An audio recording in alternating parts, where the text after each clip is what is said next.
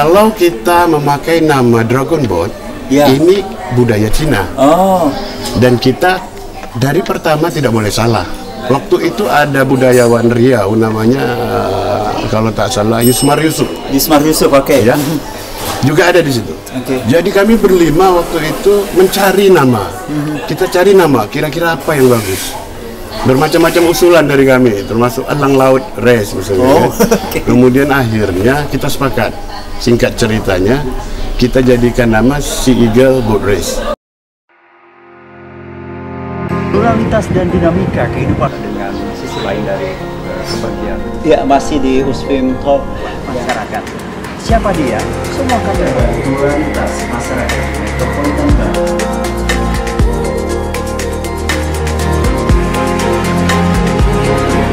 Lalu hadir di hadapan Anda, warga metropolis, akan kami di USFIM Talk Anda. Ya, pertumbuhan Batam terus bergerak dan yang pasti Anda saat ini seperti apa ketika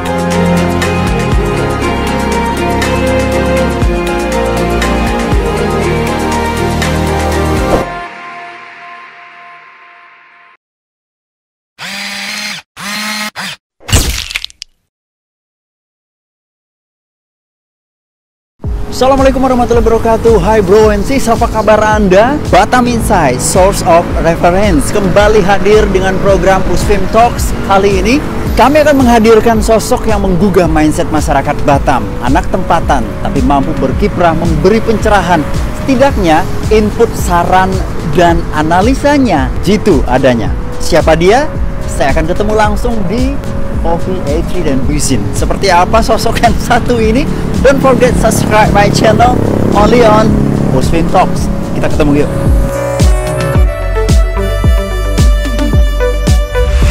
Halo, apa kabar Batam Insights? Dimanapun Anda berada, kembali kami menjumpai Anda dalam program USFIM Talks Trust. Dan banyak orang hadir di Batam, tapi tidak sedikit yang menorehkan harapan. Ada big expectation. Hadirnya Batam ini mampu nanti ke depannya membawa hub. Minimal kita nanti mampu berkaca ke jiran.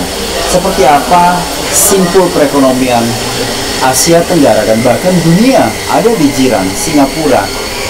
Setidaknya kita nanti mampu mengambil bagian setelah sekian lama kita terlena. Bahkan pun tidak sekedar perairan, udara pun dikuasai dalam tanda petik. Dan kali ini kami akan hadirkan ada sosok yang mungkin Anda mengerti dengan siapa dia. Tapi yang pasti mudah-mudahan ini mampu nanti membuat pencerahan dengan hadirnya tokoh kita kali ini di USFIM Talk. Saya kenal langsung dari awal ketemu sampai hari ini, terus 2 jempol untuk beliau. Saya sapa dulu, ada abang kita, Abang Osman Hasim. Apa kabar Bang? Baik. Masya Allah. Sehat ya Bang ya? Sehat, alhamdulillah. Ya, kita udah pakai masker sih sebenarnya, tapi udah di swab juga dan udah dicek juga, dia udah normal ya. Dan beliau ini adalah DPD Indonesian National Ship Owners Association INSA Batam, Bang Osman Hasim. Tapi lebih dekat, tak kenal maka tak sayang.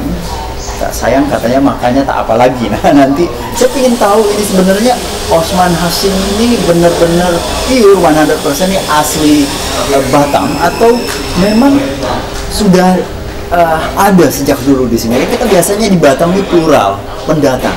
Nah, Bang Osman, ini Bang Osman Hasim panggilan Bang Osman ya, benar ya? Bang, lahir di mana sih sebenarnya Bang Osman? Saya cerita sedikit sejarahnya dulu ya. Oke. Kakek saya ini dan nenek saya asli Nongsa. Asli Nongsa? Nongsa. Nongsa di? Nongsa Pantai. Nongsa Pantai? Ya, Nongsa Kampung. Kemudian orang tua saya dulu bekerja di Shell, perusahaan Belanda, perusahaan minyak. Oke. Kemudian dinasionalisasi, diambil oleh Pertamina, bekerja di Sambu, dan akhirnya saya lahir di Sambu, Pulau Sambu. Oke, berhadapan dengan Pulau Penawar Rindu, belakang Padang. Betul. Masya Allah. Nah, karena kakek saya dulu penghulu pertama Batam, itu kakek saya. Oh.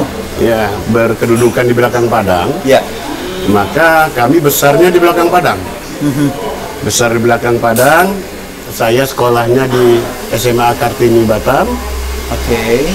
Dan cuma sampai di SMA. SMA di Kartini ya. Oke. Iya. Berarti memang asli dari Sambu ya, dan Sambu ini kan kecamatan pertama di Batam, belakang Padang, tapi dah ada hadapan di sana.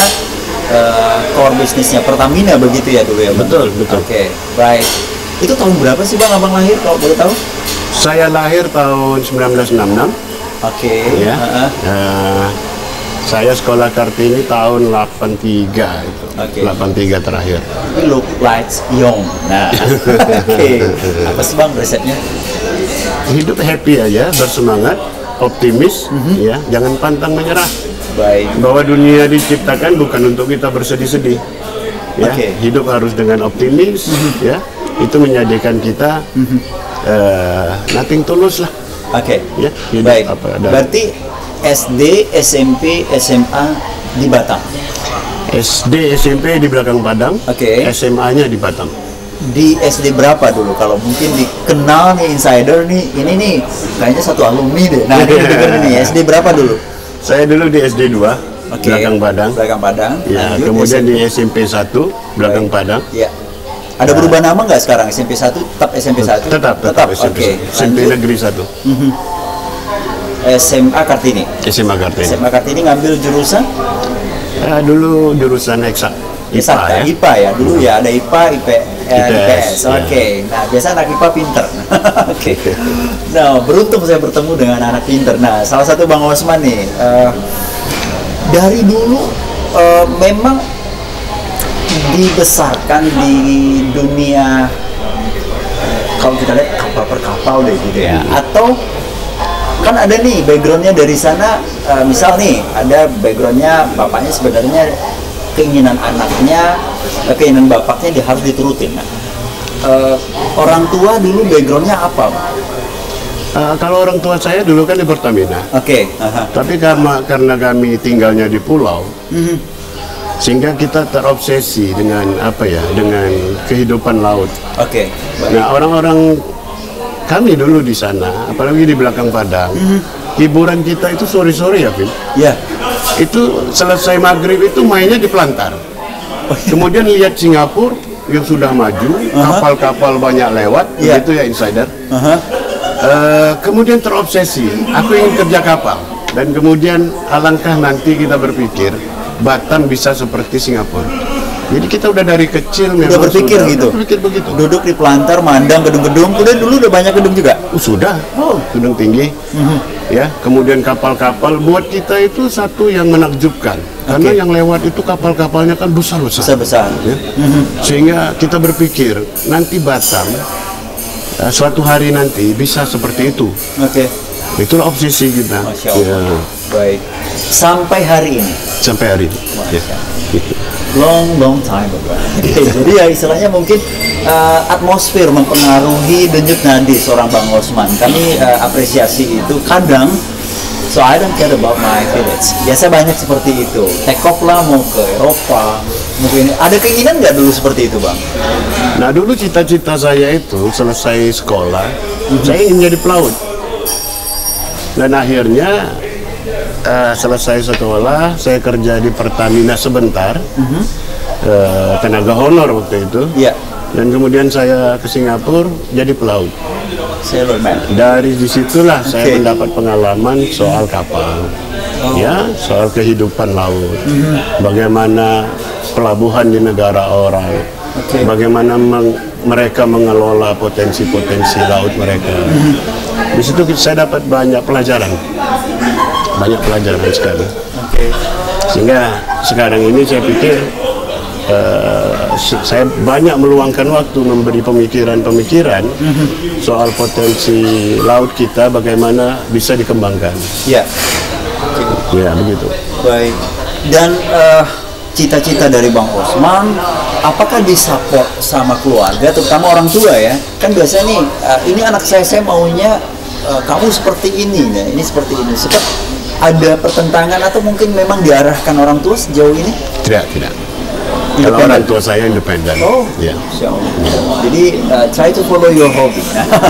Dia hobinya melaut jadi mengamati gitu ya. Bener ya, insider ya. Oke.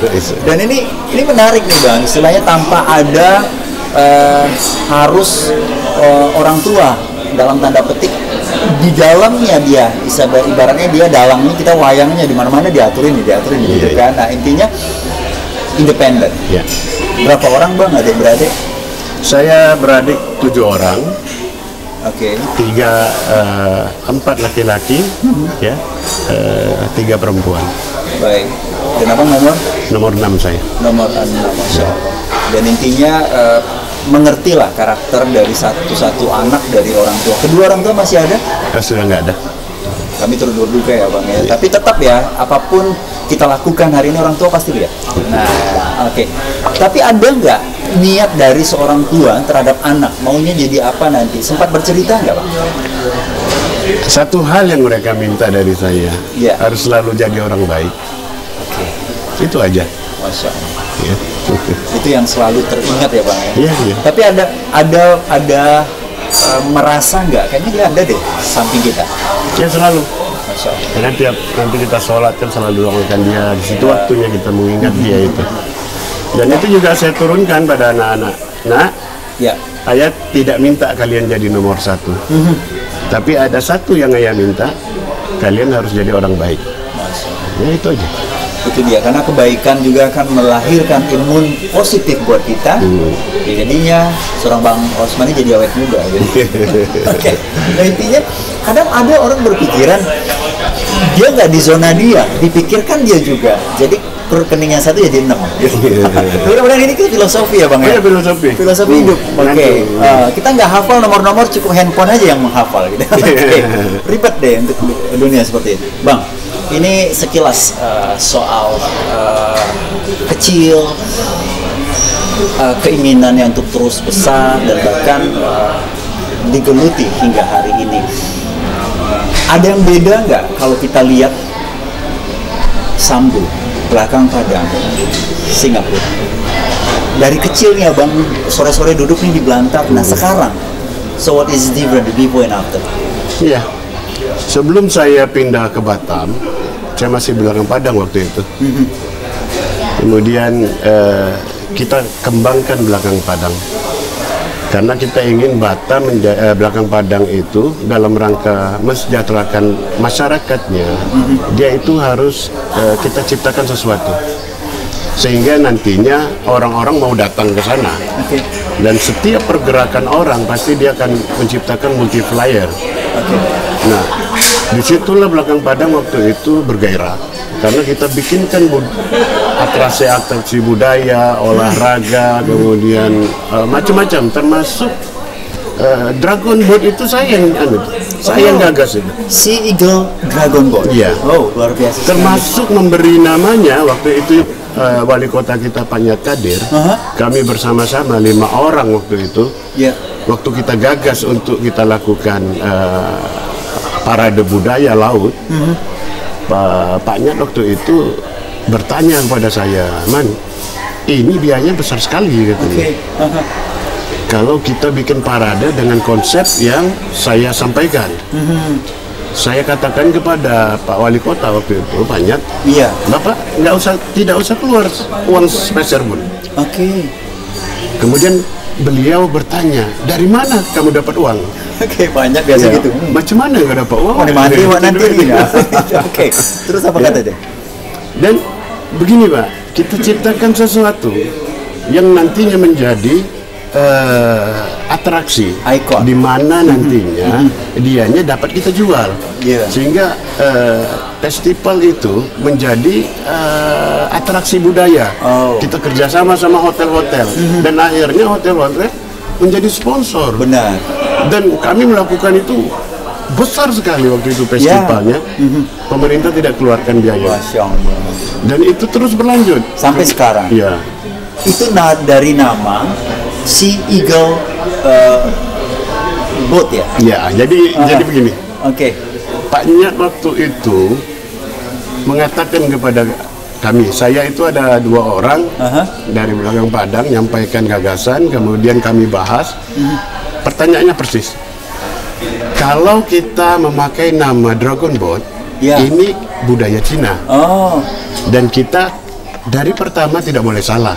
Waktu itu ada budayawan Riau namanya kalau tak salah Yusmar Yusuf. Oke. Ya. Juga ada di situ. Jadi kami berlima waktu itu mencari nama. Kita cari nama, kira-kira apa yang bagus.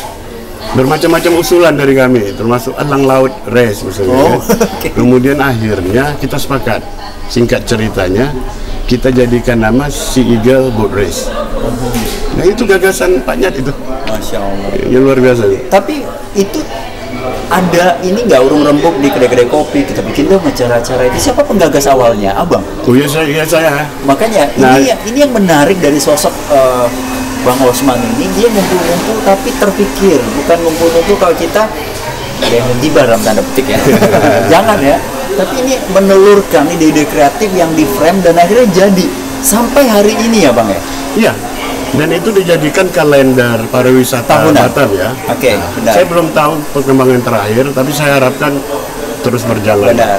Ya, karena membangun daerah-daerah hinterland itu harus punya konsep yang secara terus-menerus. Saya bilang waktu itu dengan Pak Wali Kota, ini nggak boleh berhenti. Kalau berhenti, maka apa yang sudah kita buat sebelumnya sia-sia. Masya Allah. Ya. Baik. Nah, sehingga hanya itu yang dapat kita lakukan dalam rangka apa? Membangun kesejahteraan masyarakat hinterland. Baik. Dan ini atraksi hingga hari ini Insider masih ada dan pencetusnya adalah Bang Osman Husin. Luar biasa sekali. Dan Insider kami akan terus lanjut, tapi don't forget subscribe my channel dan lebih dinamis lagi. Tapi terus berlanjut ini Bang Osman, ini sisi lain dari Bang Osman ini.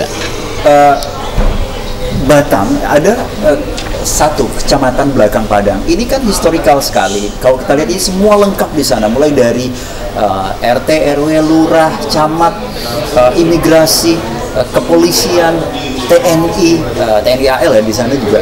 Terus kalau kita lihat juga di sana peradaban awalnya udah ada di sana, ada kejaksaan di sana gitu. Terus ada 6 kelurahan, ada ratusan pulau, lebih dari 120 gitu. Dan bahkan ada yang belum berpenghuni. Nah, kita tanya nih sosoknya ini dari Sadawadapan ini. Kebetulan di Sambu Besar. Bang Osman melihat apa yang harus digesak dari belakang Padang sejauh ini, karena Abang juga lahir di sana, ya istilahnya mungkin berbeda pulau, tapi kan saya lahir besar di belakang Padang. Besar belakang Padang karena mobilitas dari Sambu pasti belakang Padang. Nah ini ada harapan kalau kita buat memakmurkan. Si Eagle itu udah hari ini sampai hari ini masih terus berkelanjutan, terutama di Independence Day ya 17 Agustus itu atraksinya luar biasa sekali. Apa ada nggak usulan-usulan sejauh ini mau diapain lagi? Sudah banyak perubahan sejauh ini Abang lihat dari awal Abang hadir hingga hari ini? Untuk pembangunan daerah hinterland, saya rasa masih belum terkonsep. Bagaimana menata masyarakatnya menjadi masyarakat yang mandiri, sehingga daerah tersebut menjadi sesuatu, something untuk orang datang berkunjung ke sana. Baik. Karena yang kita ingin ciptakan kan multiplier-nya. Kita ingin ada pergerakan orang dari Batam ke sana, dan setiap pergerakan orang itu pasti dia akan spend money untuk transport, untuk makan, untuk segala macam. Sehingga Batam, belakang Padang dan hinterland menjadi ikonik. Ke depan kita harapkan kepada pemerintah Batam untuk melihat itu sebagai satu potensi. Jadi pulau-pulau dengan budaya kesehariannya itu potensi. Benar. Jangan sampai hilang itu, maka terus dibina terus. Benar. Nggak boleh kita membiarkan itu dia terkikis. Karena apabila sudah terjadi modernisasi yang begitu-begitu, kalau kita tidak jaga, maka dia akan hilang. Dan itu sangat merugikan. Benar. Baik secara budaya maupun secara potensi. Makanya kita ingin pemerintah kota Batam melihat hinterland itu sebagai potensi. Kacamatanya harus seperti itu. Benar. Tidak kita melihatnya sebagai satu beban. ya, sulit untuk mengangkat tidak perubahan. bisa dikembangkan. Okay. Ya. Karena kita lihat ini Bang, ada pulau dia berpotensi, tapi kurang terframe, ya, istilahnya kurang terangkat. Kita lihat ada Pulau Gucci di sana. Kita ada lihat juga Kitari, ada pulau yang punya histori bersejarah. Terus ada lagi sekarang pulau yang diincer nih, investor nih banyak dibikin cottage di sana. Nah begitu.